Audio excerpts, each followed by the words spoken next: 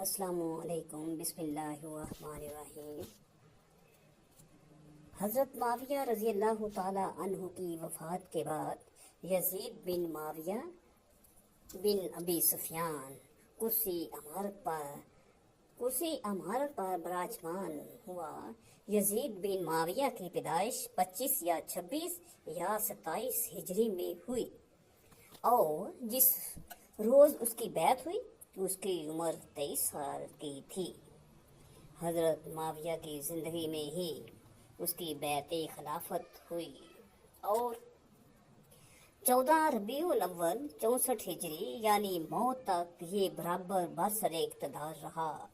اس کی ماں کا نام میسون بنت بہدل یا مخول تھا، جو کہ شام کے قبیلے کی ایک مسیحی خاتون تھی۔ روایات سے پتہ چلتا ہے کہ یزید بہت پرگوشت، بڑے جسم والا، بہت بالوں والا، جمیل، طویل، بڑے سر والا اور تیز انگلیوں والا تھا، اور اس کی موٹی انگلی پر زخم کا نشان بھی تھا۔ حضرت معاویہ نے یزید کی ماں کو اس وقت طلاق دے دی تھی کہ جب یزید ابھی ماں کے پیٹ میں ہی تھا۔ اسی دوران یزید کی ماں نے ایک خواب دیکھا کہ اس کی گود سے چاند نکلا ہے۔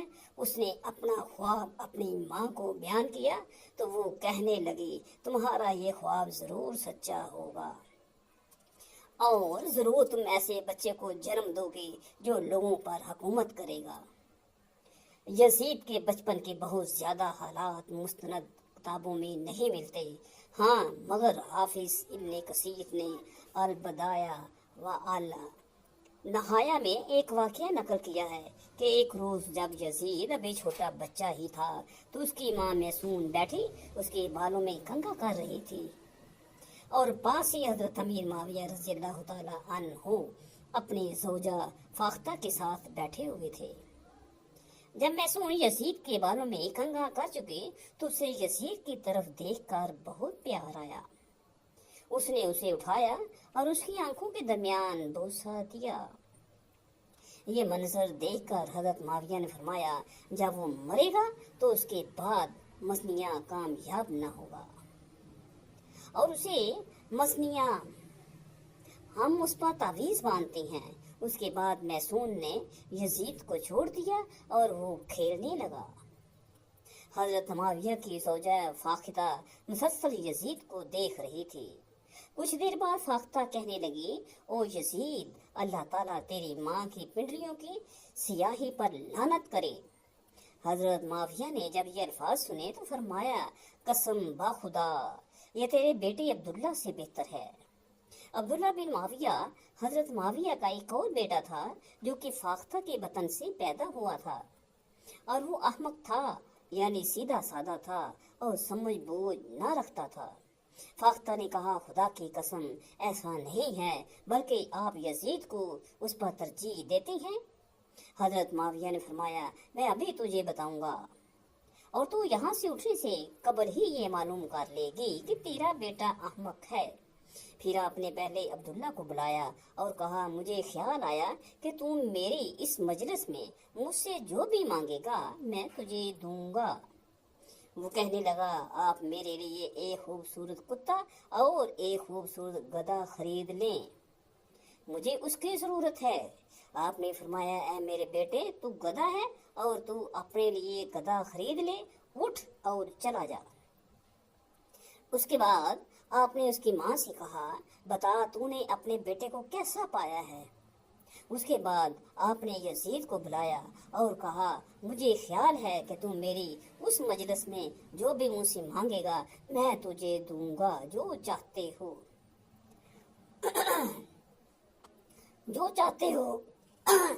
مجھ سے مانگو۔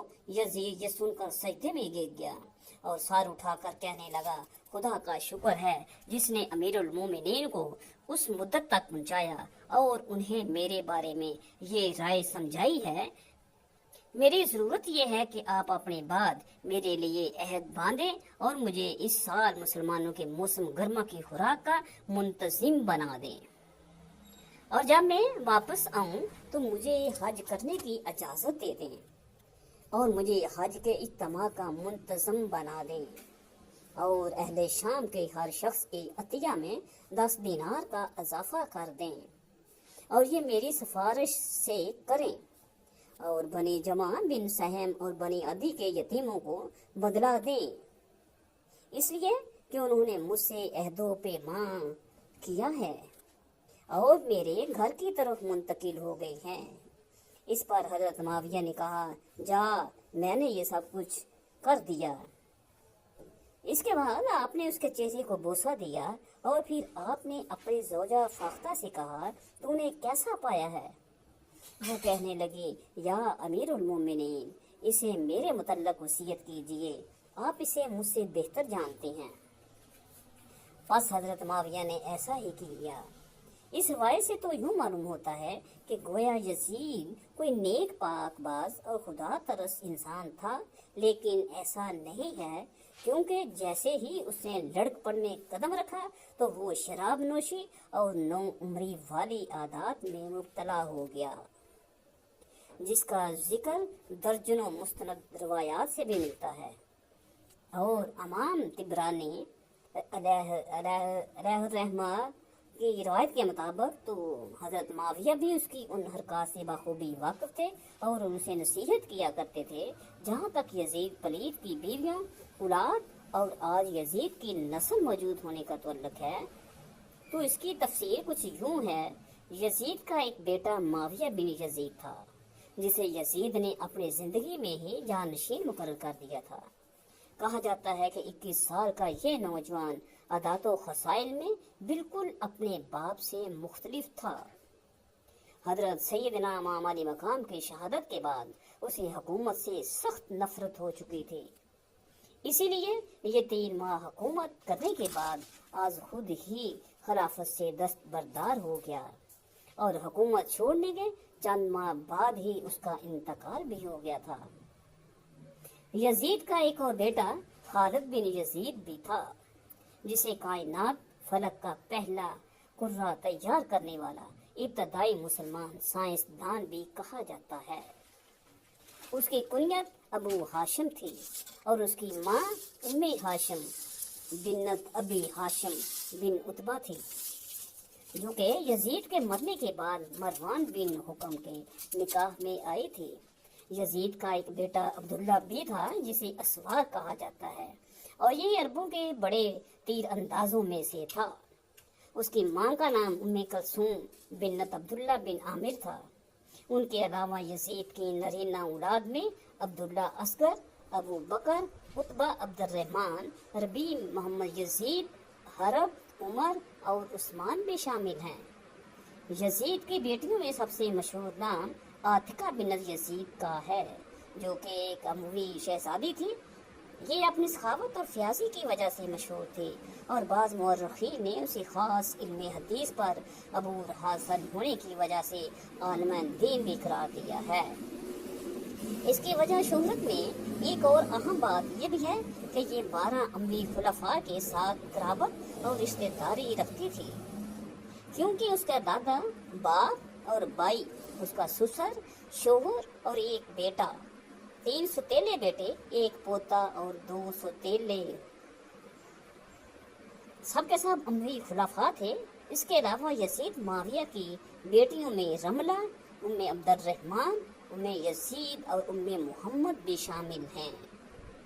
علماء اکرام اور تمام مورخین کا اس بات پر اجماع ہے کہ یزید پلید کی اولاد میں سے اب کسی کی بھی کوئی اولاد دنیا کے کسی خطے میں موجود نہیں ہے۔ وہ سب کے سب اور ان کی اولادیں بھی مر چکی ہیں اور یزید کی نسل ختم ہو چکی ہے۔ یزید کی بیویوں میں سے کچھ نام تو وہ ہیں جو ہم پہلے بیان کر چکے ہیں اور بہت کے نام تاریخ میں نہیں ملتے، لیکن ایک اہم نام جسے چند لوگوں نے بیان کیا ہے، اس نام میں شدید اختلاف پایا جاتا ہے۔ بیان کیا جاتا ہے کہ یزید کی ایک بیوی کا نام ام محمد بنت عبداللہ بن جعفر طیار تھا۔ जो कि हजरत सैयदना इमाम अली मकाम इमाम हुसैन अलैहिस्सलाम के तायाज़ुबाई की बेटी थी। ये निकाह कब हुआ था? क्या ये वाक़या करबला से पहले हुआ था? वाक़या करबला बर्पा होने के बाद हुआ था। और ये कि वाक़या करबला के बाद इस निकाह का क्या अंजाम हुआ था। ये तमाम ऐसी बातें हैं जो किसी मुस्तनद हवाले से साबित नहीं होती। हाँ, अलबत्ता ये ज़रूर गुमान किया जा सकता है कि ये निकाह वाक़या करबला के बाद तो किसी भी सूरत अंजाम नहीं पाया होगा। यहाँ ये बात भी काबिल गौर है कि जो लोग इस निकाह के वाक़या करबला से पहले अंजाम पाने के कायल हैं, वो भी इस हवाले से कोई मुस्तनद सन पेश करने से कासिर हैं। लिहाजा हम भी इस निकाह को लेकर मज़ीद तफसील में जाने से गुरेज करेंगे। इस निकाह को यहाँ बयान करने का मकसद फ़कत यह था कि जो कुछ लोग इस निकाह को बयान करते हैं वो अपनी बात में कितनी सच्चाई रखते हैं।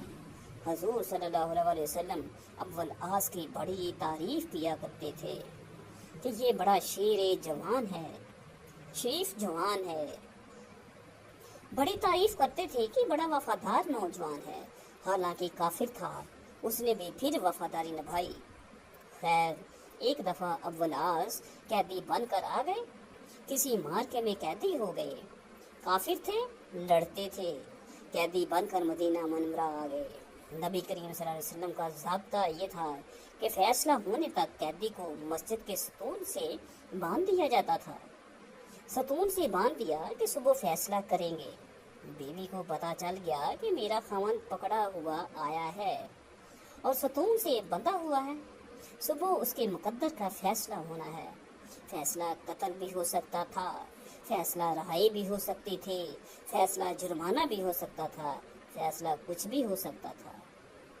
बुखारी शरीफ की रिवायत है, सुबह नमाज के बाद हजरत ज़ैनब रज़ी अल्लाह ताला अन्हा घर से आई, दरवाजे की आउट में खड़ी हुई। या रसूलुल्लाह सल्लल्लाहु अलैहि वसल्लम, इस कैदी को मैंने पनाह दे दी है। कैदी कौन है? खामंद है। इस कैदी को मैंने पनाह दे दी है। हज़रत सल्लल्लाहु अलैहि वसल्लम ने सुना, देखा, मुस्कराए और फरमाया, कद अजरा ना मिन उजरत, जिसको तूने पनाह दे दी है हमने भी दे दी है। कानून में ज़ाब्ता ये था कि किसी कैदी को, किसी काफिर को, किसी दुश्मन को आम आदमी भी अगर पनाह दे दे तो हो जाती थी। तो उनको पता था मसले का कि मैं अगर पनाह दूंगी तो बच जाएगा, वरना पता नहीं क्या फैसला होगा, उसके बारे में। अव्वल आस बेसत से पहले एक दिन रसूलुल्लाह सल्लल्लाहु अलैहि वसल्लम के पास आए।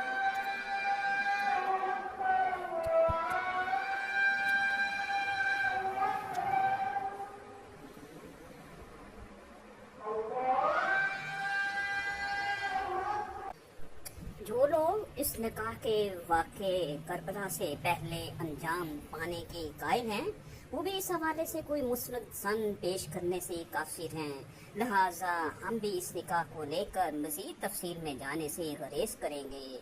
इस निकाह को बयान करने का मकसद फ़कत सिर्फ ये है कि जो कुछ लोग इस निकाह को बयान करते हैं वो अपनी बात में कितनी सच्चाई रखते हैं। हजूर सल्लल्लाहु अलैहि वसल्लम अव्वल आस की बड़ी तारीफ़ किया करते थे कि ये बड़ा शेर जवान है, शरीफ जवान है। बड़ी तारीफ़ करते थे कि बड़ा वफादार नौजवान है। हालांकि काफिर था, उसने भी फिर वफादारी निभाई। खैर, एक दफ़ा अव्वल आस कैदी बनकर आ गए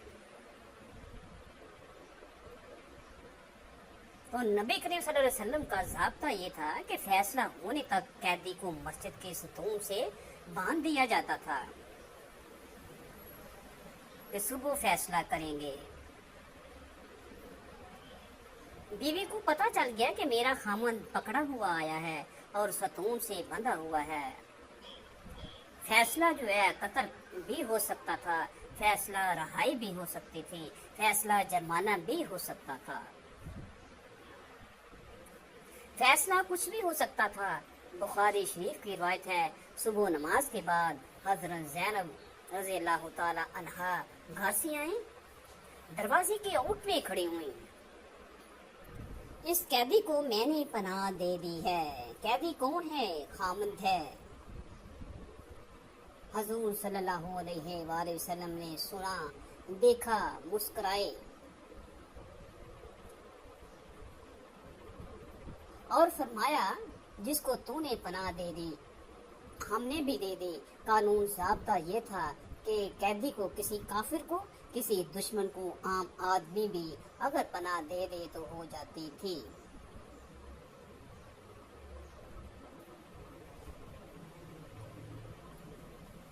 اس کے بارے میں ابو العاص بعثت سے پہلے ایک دن رسول اللہ صلی اللہ علیہ وسلم کے پاس آئے اور کہا، میں اپنے لیے آپ کی بڑی بیٹی زینب کا رشتہ مانگنے آیا ہوں۔ رسول اللہ صلی اللہ علیہ وآلہ وسلم نے فرمایا، میں ان کی اجازت کے بغیر کچھ نہیں کر سکتا۔ گھر جا کر رسول اللہ صلی اللہ علیہ وسلم نے حضرت زینب رضی اللہ تعالی عنہا سے کہا، تیری خالہ کے بیٹے نے تیرا نام لیا ہے، کیا تم اس پر راضی ہو؟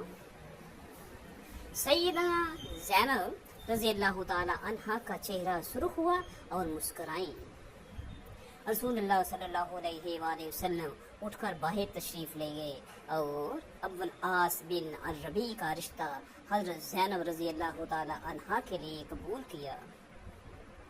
یہاں سے محبت کی ایک داستان شروع ہوتی ہے۔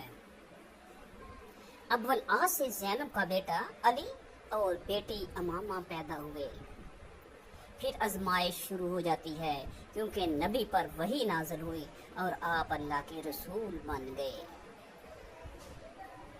ابو العاص کہیں سفر میں تھے، جب واپس آئے تو بیوی اسلام قبول کر چکی تھی۔ جب وہ گھر میں داخل ہوئے تو بیوی نے کہا، میرے پاس تمہارے لیے ایک عظیم خبر ہے۔ یہ سن کر ابو العاص اٹھ کر باہر نکلتا ہے۔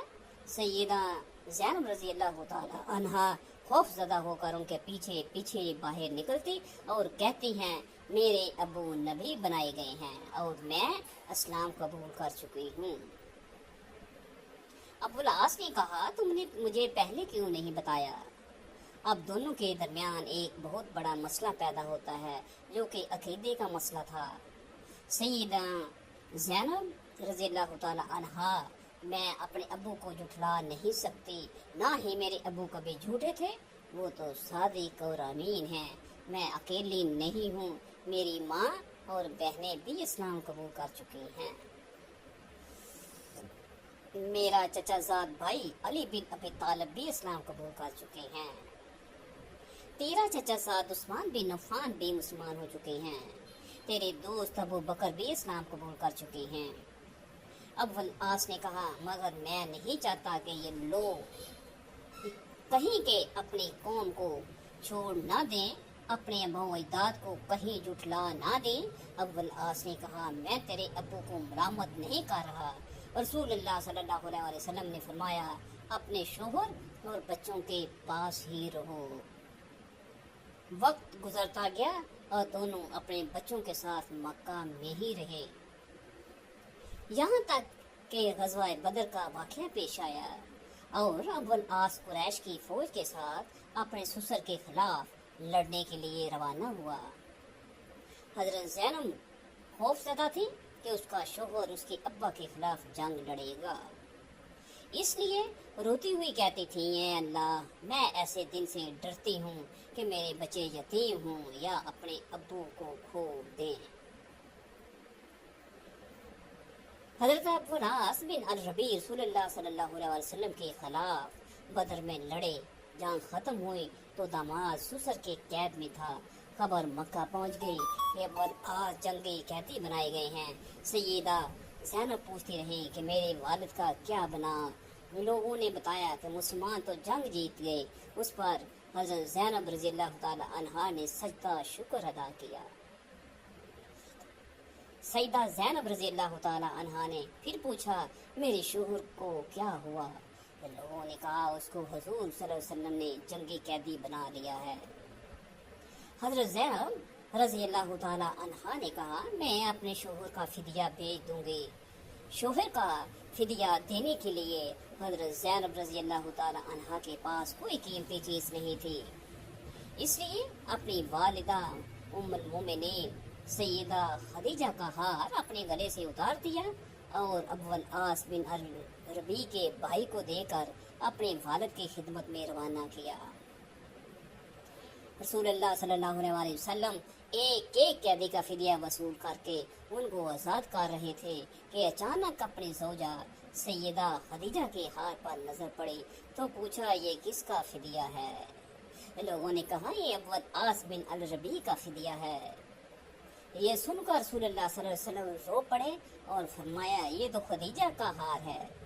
फिर खड़े हो गए और फरमाया, ऐ लोगों, क्या मैं उस शख्स को रहा करूं?